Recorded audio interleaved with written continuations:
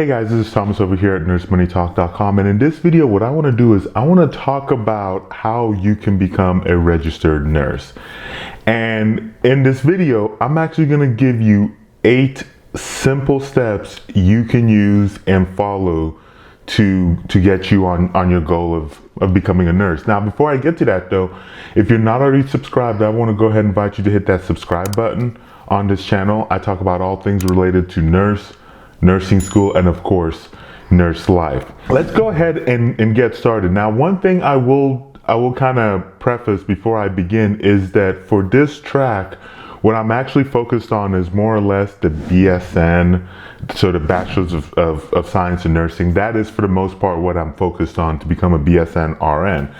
Now if you're thinking about becoming, getting your associates, becoming an ADN, I do have some other videos you can check out on the YouTube channel, of course articles on NurseMoneyTalk.com all about that. The reason why though I'm focused on the BSN is one, the pathway to them is fairly similar enough.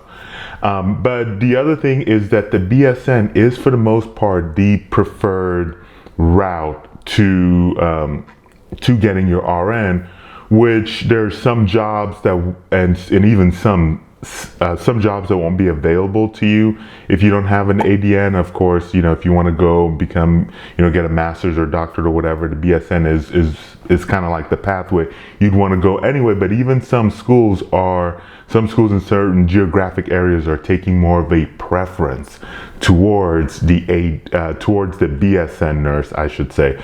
So just kind of like something I want you to keep in mind though as I get going. But let's go ahead and start with step 1, which is to actually decide if you really want to be a nurse. And the reason why I say this is because the road to being a nurse is hard. I think depending on what TV shows or who you might have talked to or whatever, they'll make it seem like nursing is very glamorous. Well, let me tell you something. Nursing, or at least most of nursing, is not very glamorous, whether it is, wiping bottoms, dealing with physicians who at times can be very difficult and very belittling towards their nursing staff, whether it is dealing with all the politics and BS that comes with administration, where you're trying to advocate for your patients while at the same time trying to deal with the BS of administration, or just kind of like even the patients themselves or the patient's family members, where you're trying to do, the best that you can for your patients based on everything, whether it's, regulations, rules, the facilities or whatever, based on everything else around you that you can't control, that dictates your practice. You're trying to do the best that you can, and you still end up having patients who aren't necessarily appreciative, or patients or family members who aren't necessarily appreciative, or will at times look at you as if you're the enemy, when in fact you are their advocate and you're trying to do the best thing that you can for them. And even through all of that, you still have to continue doing the best that you can for the patient. There's a lot of customer service, kind of like customer service type things related to nursing. And so those are all the things you have to keep in mind. Now I do have, of course, some videos and some articles and whatnot that talk about how hard nursing is, as a profession as a whole, but at the same time, how hard the road and the journey of becoming a nurse is. So you'll see them up here, and then you'll also see more of them in the descriptions below. Step 2 is to figure out what nursing schools, add an S to it, because you might not necessarily get into the one that to your first option, that you actually want to go to or that you would consider.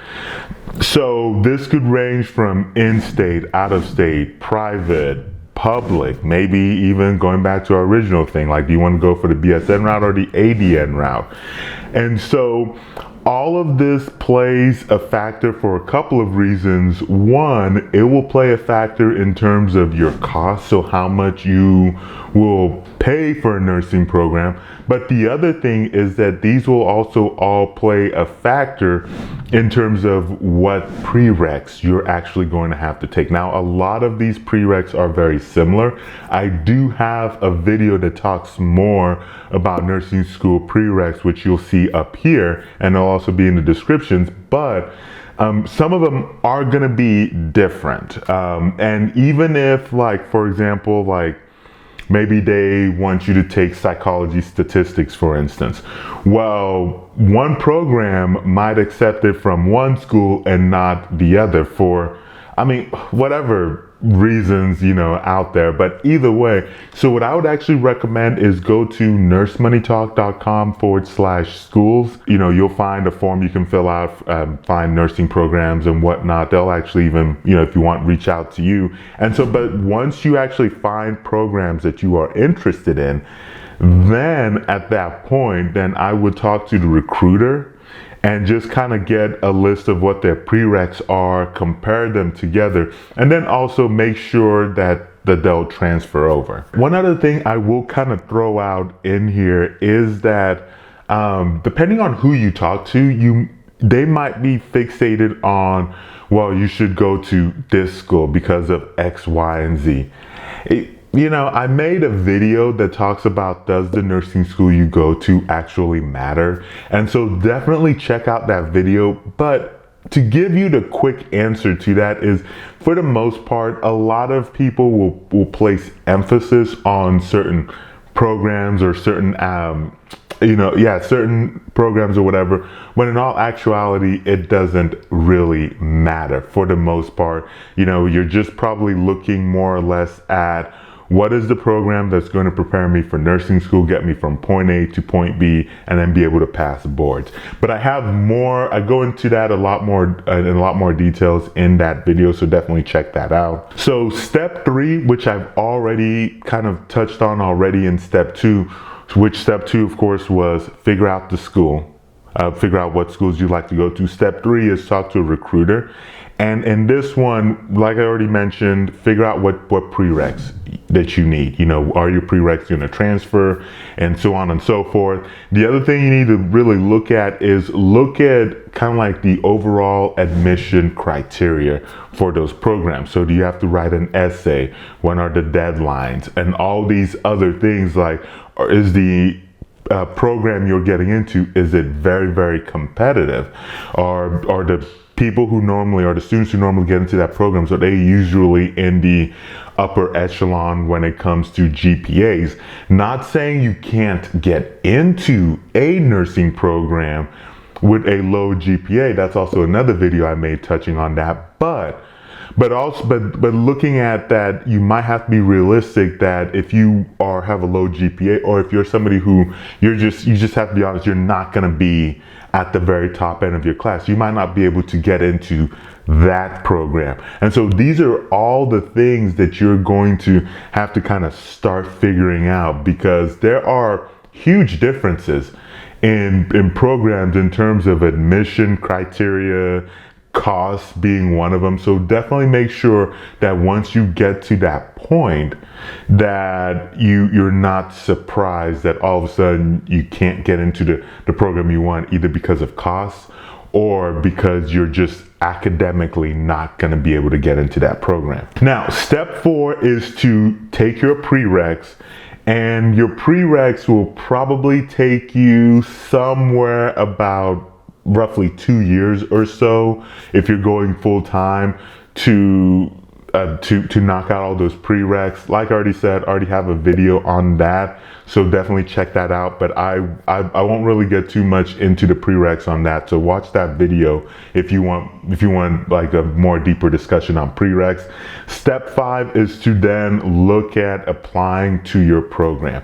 So you've taken your prereqs, if you've talked to the institutions, like I've kind of touched up on in the earlier steps, then you know when the applications are going to be due. So you want to start applying to your programs. I do have a video that touches on a little bit on what it looks like when it comes to choosing a nursing program, and what are some of the criteria you might want to consider. Like I said, I already touched on a bit of that earlier though. So now we know that you applied, and so step 5 was apply into a program and get in. Step 6 is pass nursing school. And so this will take you about roughly 2 to 3 years or so, just kind of depending on the program and how things go for you to pass nursing school.